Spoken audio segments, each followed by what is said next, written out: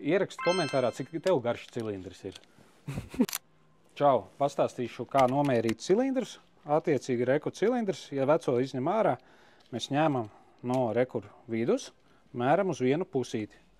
Reku, sanāk 3 cm, tas ir 30. Un tad mēram uz otru pusi.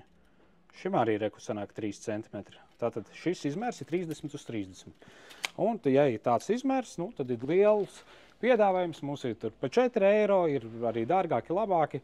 Un tālāk parādīšu, kā slēdzeni nomērīt. Jo daudz nāk, arī saka, man ir standarta slēdzeni, tāds vienots standarts nav.